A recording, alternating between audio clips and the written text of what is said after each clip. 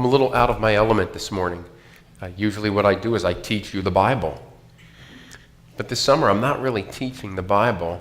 I'm defending the practice that I've had here for 15 years of teaching the Bible. Doesn't teaching the Bible assume that there is a God who has spoken? Doesn't it assume there is a God who is there?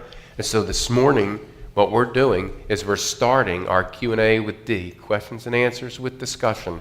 The sermon is going to answer a question, then we're going to talk it over with coffee. So the question this morning is this: does God even exist? Now, this is a big question. And if you're thinking, we're going to be here till midnight, you're probably right. Actually, we're not. But we could be. We could be here till midnight every day this week and talk in depth about all the different issues that touch this larger issue. But what I want to particularly address this morning is evidence that God exists and respond a little bit to the automatic assumption that evolution has already disproved God's existence. I think what's helpful, I know what was helpful to me in my journey. I was raised in a denominational religion, a mainline denominational religion.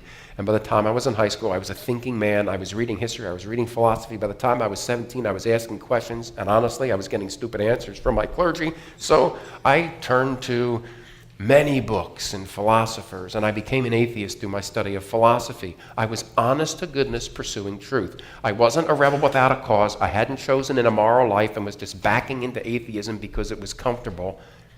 I came to atheism as a result of a pursuit of truth. Once I had come there, I began to see the inconsistencies with the way I lived versus what I believed. And I really noticed the inconsistencies in the way the atheists believed, and the way they lived and talked versus what they believed. And the thought occurred to me that atheism doesn't prove the absence of God in the sense of it's a conclusion they reach. It's a premise they start with. It's a presupposition. If you assume there is no God and then seek to explain everything without him, you won't find him. It's like, to borrow Tim Keller's point, it's like Hamlet noticing in his play that there is no Shakespeare. And then he runs up into the attic and looks around. It's, well, obviously there is no Shakespeare. You know, Hamlet's the guy in the play. Shakespeare wrote the play. Hamlet can't know there is a Shakespeare unless Shakespeare chooses to reveal himself somewhere in the play. And of course, in the analogy, God has. And that's where we get to this issue of evidence. What I want you to do is to recognize this vital distinction. There is such a thing as conclusive proof, and there is such a thing as converging evidence as the basis for belief. There are some things that we have conclusive proof for, and by conclusive proof, what I mean is it's been scientifically proven. That is, it is empirically verifiable with repeated results. You have a hypothesis, you test it in a lab, you get repeated results. You've scientifically proven it, such as the boiling point of water is 212 degrees Fahrenheit when I was a kid. Now it's 100 degrees Celsius at sea level. How many of you believe the boiling point of water at sea level is 212 degrees? How many of you have stuck a thermometer in your pot at sea level and measured that? See, you believe it because you have sufficient converging evidence as the basis for your belief. How many of you believe there is an airport in Philadelphia? How many of you have been there and seen it, flown in and out of it? Then why do you believe it? Well, at one level, there is sufficient converging evidence as a basis for that belief, even though you haven't seen it. Now, I know those are things that you could go and actually experiment for yourself and verify, but the point I'm making is there is the distinction between that which is conclusively proven with scientific evidence, repeatedly verified in a test tube, in an exam, in a laboratory, versus converging lines of evidence, where the evidence all points in that direction. It doesn't quite touch the object, like if you haven't been to Philadelphia International Airport, you still believe it's there. You haven't touched it, but there are lines of evidence. Like I say, I've been there, you've seen tickets, you've heard advertisements, you've seen it on the marquee of where planes are going. There is sufficient converging lines of evidence pointing to the fact that there is an airport in Philadelphia, even though you've never been there. That's the point I'm making. Now, strong rationalism is the view that only empirically verifiable claims can be accepted as true. Only things, by empirically verifiable, I mean you can verify it with the five senses: sight, smell, touch, sound, and What's the other one? Anyway, you can measure it. You get the idea. Hearing. Hearing. So if you can't verify it with your five senses, then it can't be accepted as true. Of course, that principle itself can't be verified, and so it kind of dies its own death. But we'll just leave it as it is. That's the view of strong rationalism. Now, with converging lines of evidence, you have a truth claim, and you have lines of evidence that point to it. You'll notice that they don't actually touch it, but they're all pointing in that direction. And at some point you say, okay, it is reasonable to believe that there's an airport in Philadelphia, even though I've never been there. It's reasonable for me to believe that the boiling point of water at sea level is 212, even though I've never stuck a thermometer in and done it. Actually, I have. I was an inquisitive lad. I've done that. The point is, there are truth claims that are adequate basis for belief. So the claim there is a God, you can't say that's the same claim as there is an Easter Bunny and there is a Santa Claus. There are converging lines of evidence as a basis for belief that there is a God. Now, when you ask the question, is there a God, there's only three answers. No, God does not exist. That would be atheism. Option B, I don't know. Maybe he exists, maybe he doesn't. That would be agnostic. And the third is, yeah, God exists. So those are the three basic options. I just want to run through them quickly with you. If you say no, God does not exist, my question is, and the question an average theist would ask you is, what evidence do you point to that God doesn't exist? Almost always the first one-word answer you get as evidence that God doesn't exist is evolution. How many of you ever heard that? Yeah, if you're in the discussion, you've heard it. Evolution. Well, that's not really a good answer because there are many theists who believe that evolution is the mechanism that God used to create life. Those who hold this position, it's called theistic evolution, they believe evolution is true. They just believe that God guided it. Now, I don't particularly hold this view. I've studied the molecular biology too much to believe. I just don't buy it. But many do, so I have to respect that. Okay. One such guy is a guy named Francis Collins. He was the chief of the Human Genome Project. Remember that project? Back in 1953, Watson and Crick discovered the double helix of DNA, and it took till 2000, but eventually mankind in the 20th century, with all of his brilliance and technology, by the year 2000, had deciphered it. And the DNA, translated into English from one cell in your body, forms a page that you would see in an Encyclopedia Britannica, and those encyclopedias are stacked taller than the Washington Monument. That's one cell in your body translated. That's huge. Well, the guy who's in charge of that project, was in charge of that project, he's a devout Christian. He's a believer. He even believes in Jesus as a savior from his sins. So there are a lot of scientists who look at the evidence and say, this is amazing. There is no way this happened unguided. Way too much irreducible complexity, too much design showed. So the bottom line is, theistic evolution claims that we've discovered the mechanism, but this is how God did it. I don't personally hold that view, but there is evidence for it, like right in Genesis. They see the possibility in God's command, let the earth bring forth living creatures. Whoa, the earth brought them forth? Genesis 1:24, and then 25, the description of his activity. God made the beast and everything that creeps on the ground. So they even see evidence for it in the Bible. They see the 6 24-hour days as not 24-hour days, but as epochs or periods of time. Not my view, but a lot of Christians hold that view. Good, scientific, solid thinking, devout Christians. In fact, about 40% of all scientists not only believe in God, but they believe he's a God who hears and answers prayers. So much for Dawkins' claim that, you have to be a blithering idiot not to be an evolutionist. You can't hold religion and creation and evolution. Actually, a lot of scientists do, and a lot of people do. What evidence do you point to that God doesn't exist? Well, the other answer is evil and suffering. Now, there are a bunch of answers, I know, but these are the two I hear the most. Evolution. Well, that's not a good answer because there are Christians who believe in evolution. And evil and suffering. Well, hold on for a second. The presence of evil and suffering is not evidence that God doesn't exist. The questions as to his character and his purposes for allowing evil and suffering to exist when he has the power to stop it, those are legit questions. But the fact that my character and my purposes are suspect doesn't mean I don't exist. You may not approve of your father's character and purposes, but that's not an argument for his absence or his non-existence, right? So questions as to the character and purposes of God who allows evil and suffering, they're going to be addressed in question 8 of this series on August 4th. So that's not really a That's not proof that God doesn't exist. See, logically, that one doesn't hold up. Here's what I found. Objections to theism are not evidence or proofs for atheism. That you can object to my position doesn't mean you've proven yours. Objecting to my claim doesn't falsify my claim. That you object to something I believe doesn't mean it's not true. And objecting to my claim doesn't prove your claim to be true. See, in the discussion, this burden of proof seems to fall a lot on the theist. And so an atheist can make a suggestion or propose a theory or put forth a hypothesis, and he's not required to back up that hypothesis with all the truckloads of irrefutable proofs that I am for my position as a theist. So that seems a tad inconsistent. But just keep this yellow block in mind. Objections to theism are not evidence or proofs of atheism. Objecting to my claim doesn't falsify my claim, and objecting to my claim doesn't prove your claim to be true. So let's move to the second one. Okay, evolution and evil don't prove that God doesn't exist, granted. So maybe he does, maybe he doesn't. What evidence suggests or points to the existence of God? Well, the first thing I would say is the material universe is here, and it suggests the existence of a God because what caused it to come here? It's here.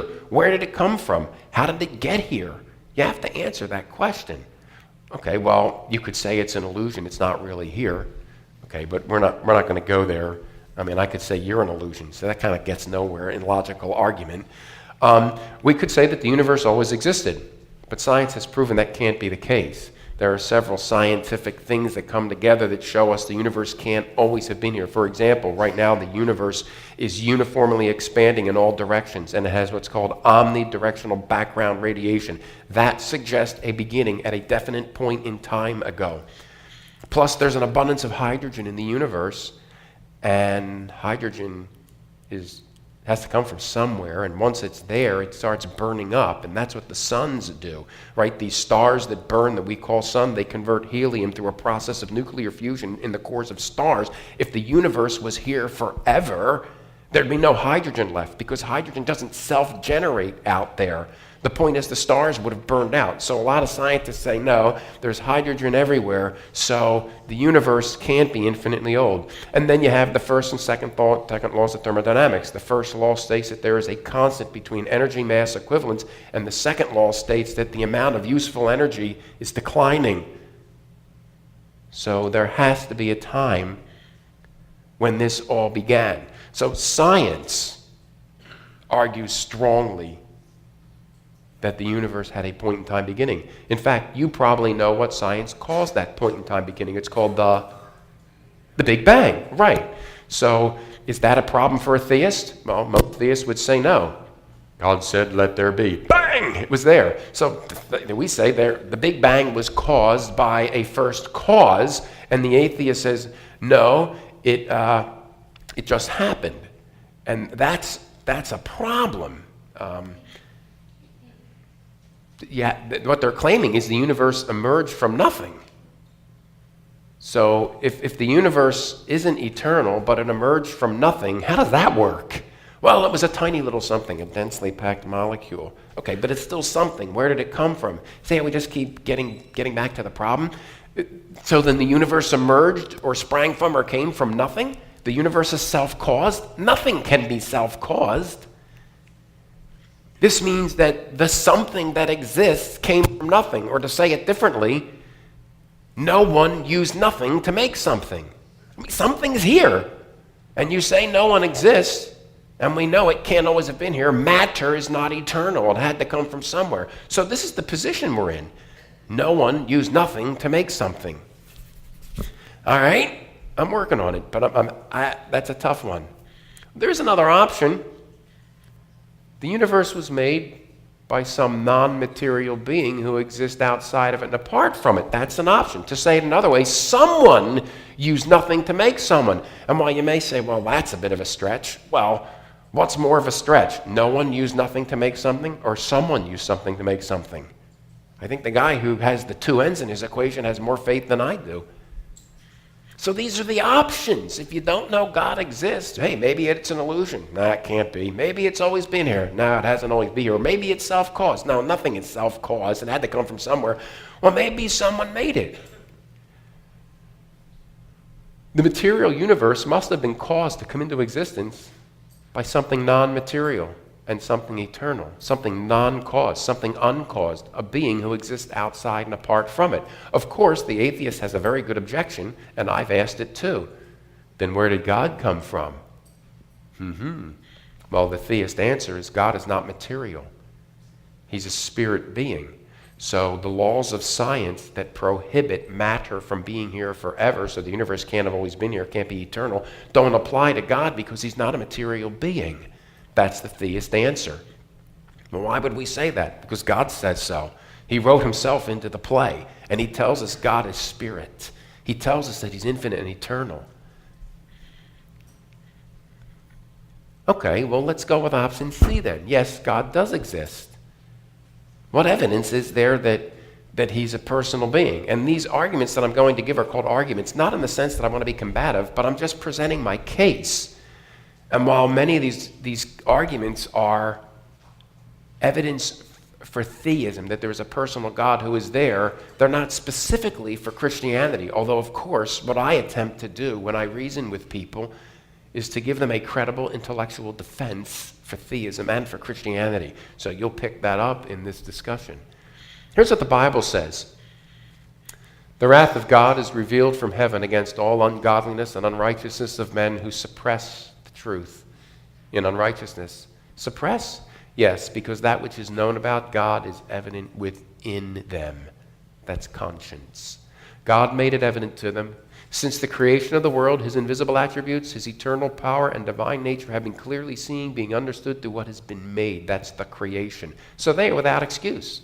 Even though they knew God, they did not honor him as God or give thanks, but they became futile in their speculations, and their foolish heart was darkened. Professing to be wise, they became fools who declared there is no God.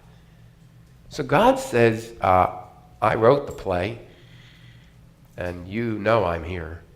You know it inside. Conscience and creation. That's the theist answer. Is that evidence? Well, no, but it does fit as evidence because it works in the system. What you're going to find is that the Christian explanation of life as you observe it fits perfectly with life as you observe it. You don't have to suspend the faculty of reason. You don't have to say, well, this doesn't work, but I'm going to force it to work. It fits. It makes sense, and that's how I came to theism. The first piece of evidence is this. The universe is here, folks. It exists. And it can't have always been here, and it can't have caused itself. Can't have caused itself. It had a beginning. It didn't create itself. Now, this argument is called the argument from first cause, or you'll hear it called the cosmological argument. And this is what the Bible affirms. In the beginning, God created the heavens and the earth. God who made the world and everything in it. He is Lord of heaven and earth. For in 6 days the Lord made the heavens and the earth, the sea, and all that is in them. This is the theist position. So the reason we believe it is the writer of the play has told us. Shakespeare is in the play that he wrote, and he said, I made all this. I wrote the play. Now, Hamlet can argue the point, but Shakespeare's still standing there saying, well, I wrote the play. It's the cosmological argument. The universe is here. It's not eternal. It can't have caused itself. Someone non-material outside of it must have made it. As a watch proves a watchmaker, so design proves a designer. This is the argument from design. The universe displays order and design. It's not enough to say, point number one, the universe is here. You have to notice, point number two, the universe that is here demonstrates amazing design. You know that bazillion-dollar watch that keeps time perfectly? The universe isn't calibrated to it. It is calibrated to the universe. If you found a watch laying on the ground, you wouldn't believe that it just evolved. Even something simple with very few moving parts like a pen. If you picked this up and said to me, oh, Joe, I found your pen. It says, not my pen. Well, I found it on the floor in your office. Oh, it must have evolved there. No, I don't want to make fun of. I just want to present the. That's the danger with me. I don't want to bash the other side. I just want to show that no one would believe that evolved. It's a very simple mechanical thing. But you wouldn't believe that evolved? But do you believe the universe with its physics constants evolved? The planets, the sun, the moon, the stars, their orbits, gravity, all that just randomly evolved? You believe the complexity of a single cell animal just happened? Blood clotting, vision. I mean, it's amazing the complexity of what is here. And so we think, I wouldn't believe that pen evolved. It evidences design with function. It's as logical to me that other things that evidence design with function had a designer who designed it intentionally to function. So that's a theist response in what is called this argument from design. It's also known as the teleological argument. Now, how do atheists respond to that evidence? Well, in his book, The Blind Watchmaker, Richard Dawkins says, do you know, I don't argue the fact that there is incredible design displayed, but it developed randomly. It did not develop by an intelligent designer making it, hence the name of his book. Evolution is the blind watchmaker. Evolution made the watch, and randomly. Organic things, they have genetic mutations and variations that randomly equip them to better adapt to their environment. They survive and reproduce offspring and pass it on. And it's all completely random. There is no intelligence guiding it. And to me,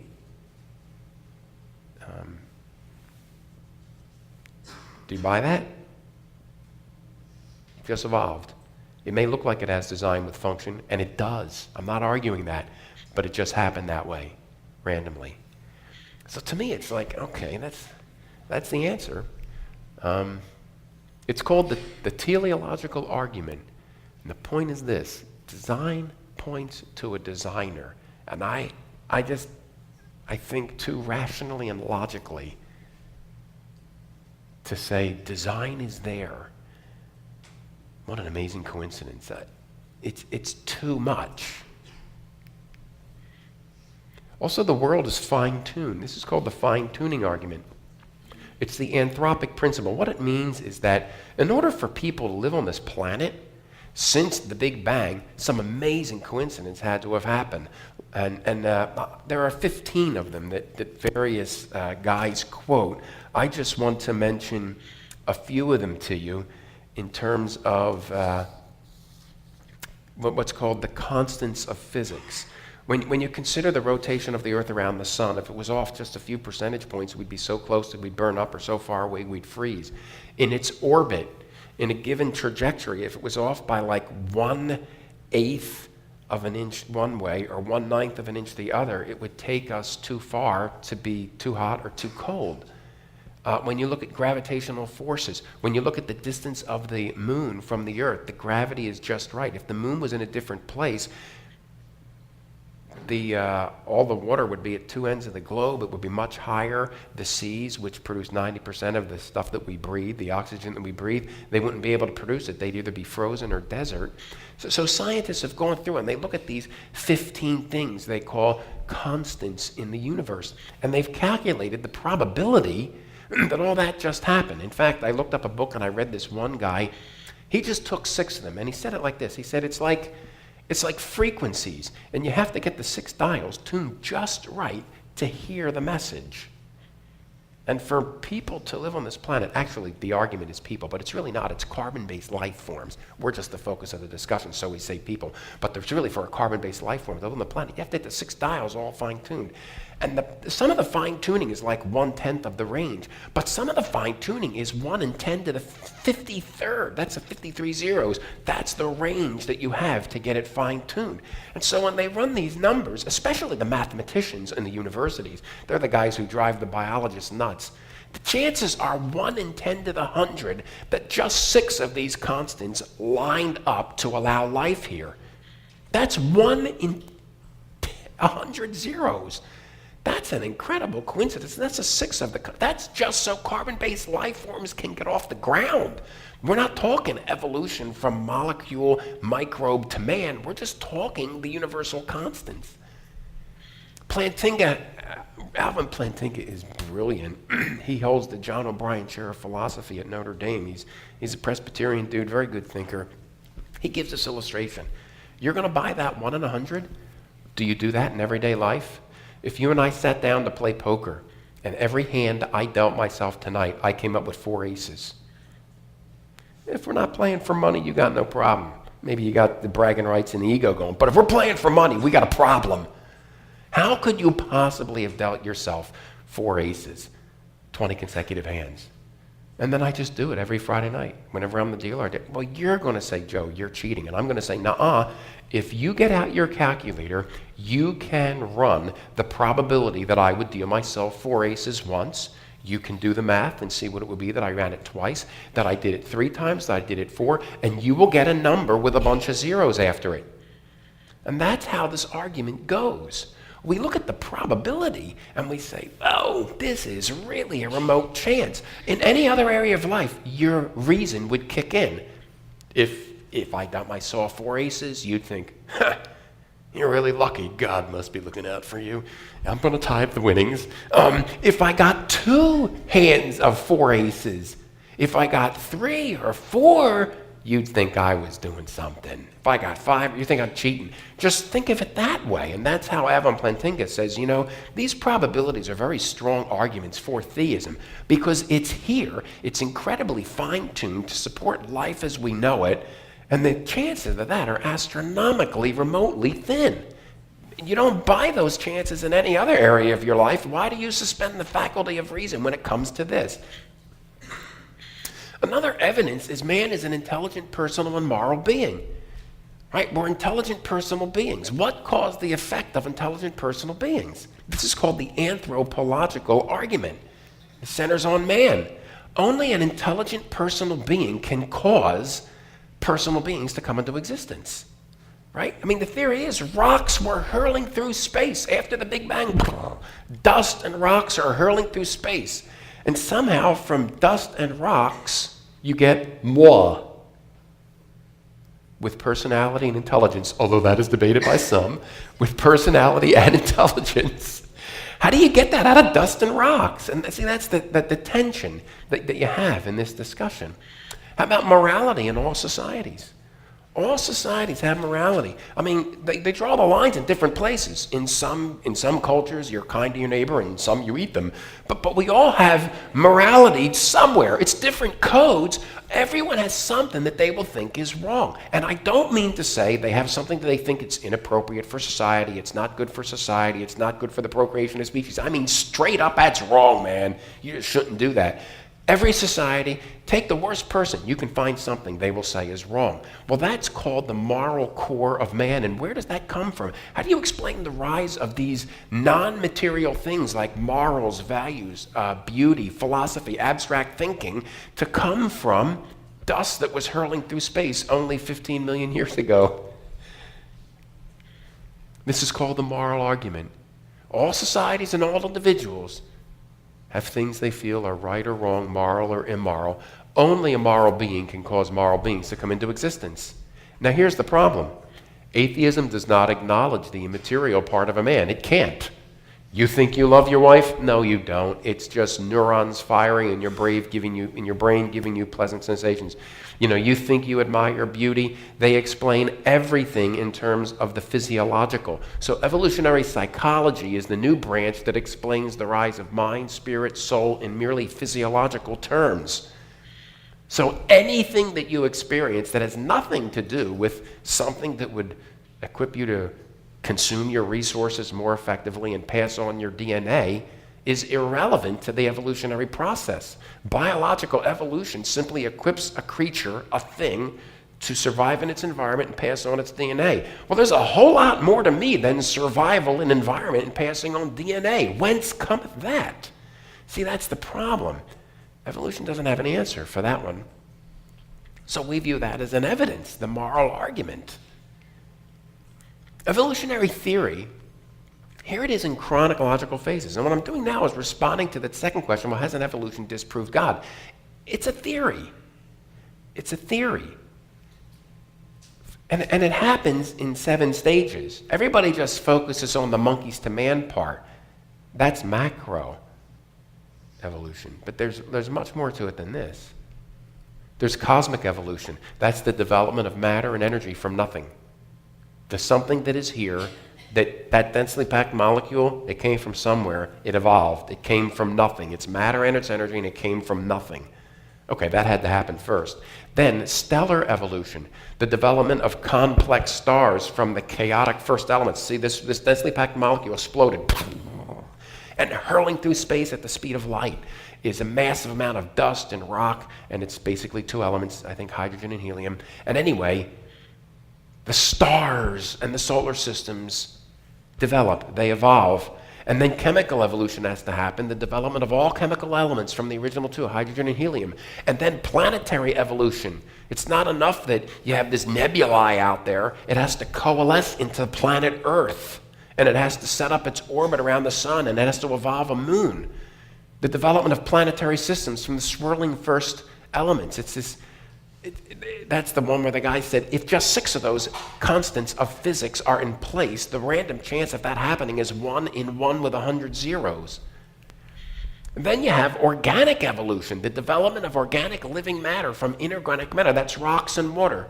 And here I give you, my son Andrew was a senior in high school, took AP biology. It's a college biology class. I picked up the book and I read the first 2 paragraphs. And the first 2 paragraphs took you from primordial soup to modern man. And I said, AJ, do you know they just took you from goo to you through the zoo in 2 paragraphs? He said, Dad, I didn't think of it that way.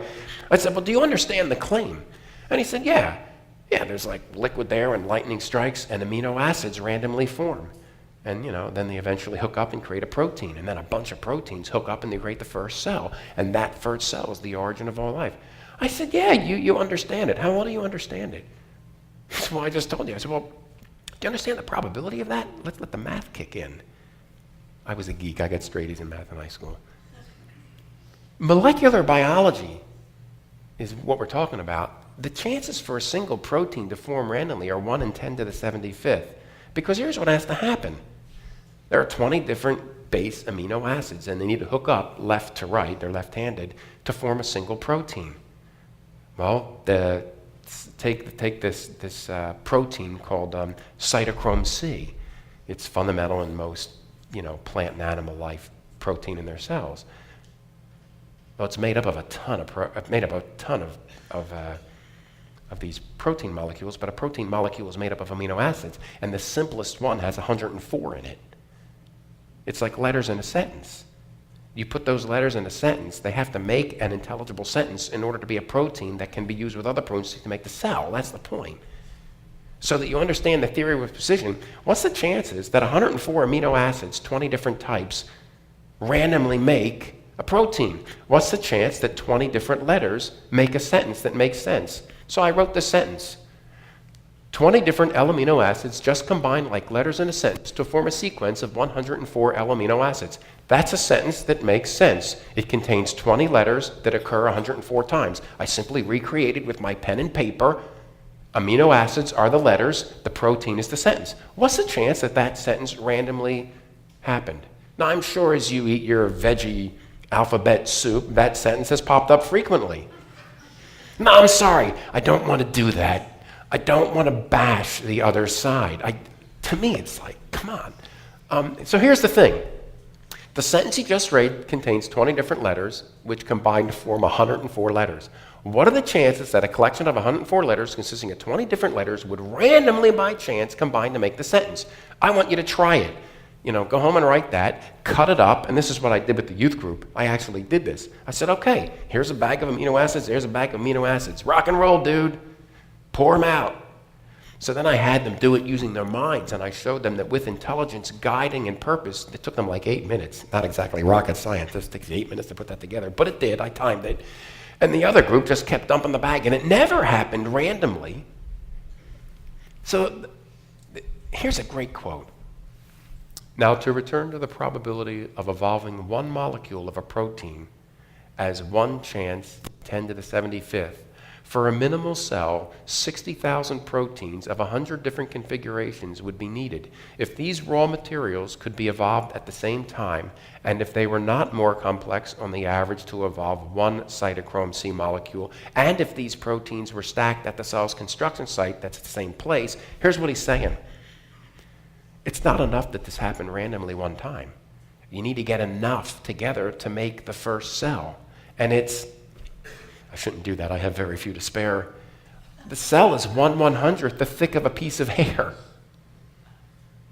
So it not only had to happen, it had to happen in the same spot. If one happened in the North Sea and one happened in the South Pacific, it's pointless. If one happened here and one happened here, it's pointless. It had to happen in the space of 1/100th the thickness of a human hair. And it had to happen all at the same time, in the same place, and randomly come together. So just do the math. It has to happen at the same time, in the same construction site, and here's the deal. Now let me back up a little. Here's the deal. I wanted to do this one. Same time, same place. What would it take to evolve the first cell? Well, the probability is 1 in 10 with 4,478,296 zeros after it. You can't even imagine a number that big. The chances are astronomically absurd that that would happen. And you would say, well, it's here. It must have happened. And we would say, well, there is another option. It could have been guided by intelligent design. I keep going to my pen because it's a rather simple functioning mechanical thing. No one believes that just happened. You believe the first cell happened? To me, it's like I have to suspend the faculty of reason in order to believe it. I think it takes more faith to believe that than to believe that God did it. But anyway, this guy's no numbskull. This guy wrote a book called Evolution is Biologically Impossible.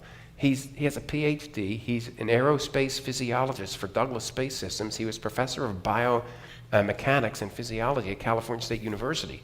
There are a lot of serious heavyweights on the theist side of this argument. You don't know that, though, because the only guys who get television shows and books handed out as textbooks in college classrooms are the missionaries for atheism like Richard Dawkins.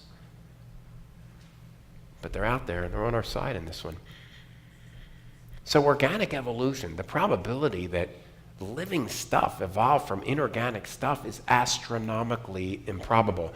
Then you have macroevolution, the development of one kind of life from a totally different another kind of life. The problem with that view is the absence of fossil evidence.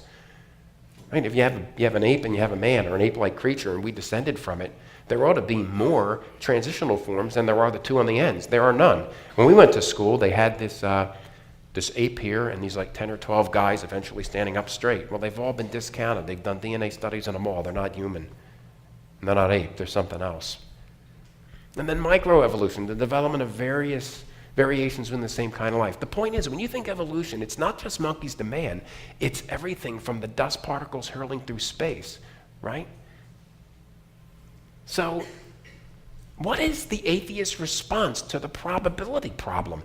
That life that carbon-based life forms can exist here if you take just six constants is 1 in 10 to the 100th, that the first protein evolved randomly from amino acids is 1 in 10 to the 75th, that a cell evolved is 1 with like 4 million zeros after it. How do they respond to these probabilities? Multiverse theory. There are multiple universes. There are more universes than you can imagine.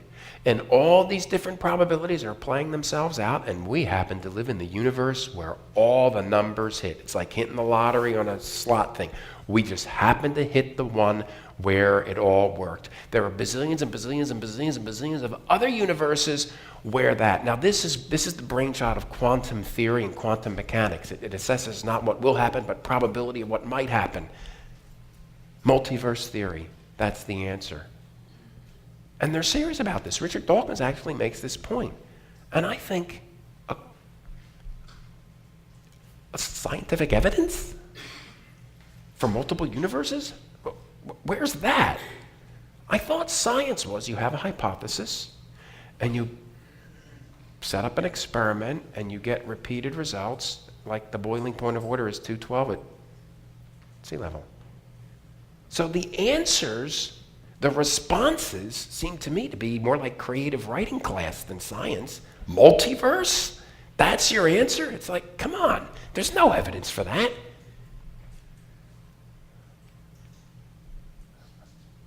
I messed up my timing here. Converging evidence is basis for belief. The truth claim is that God exists. We've looked at the cosmological argument. We've looked at the argument from design. We've looked at the fine-tuning argument. We've looked at the anthropological argument, and we've looked at the moral argument. These are just 5. In classical theology, there are probably 15. I've just shown you 5 of them. Have I proven that God exists? No, because what you accept as proof is that which I can empirically verify in a test tube in a lab. But have I given you converging lines of evidence that form an adequate basis for belief that there is a God? I think so. I think so, and this is why I'm a theist. Conclusive evidence is proof. Remember, scientifically proven, empirically verifiable, repeated results. Strong rationalism, only empirically verifiable claims can be accepted as true. Then note this. The atheist responses to these lines of evidence that I have given you are not scientific. They are suggestions, explanations, theories, and hypotheses.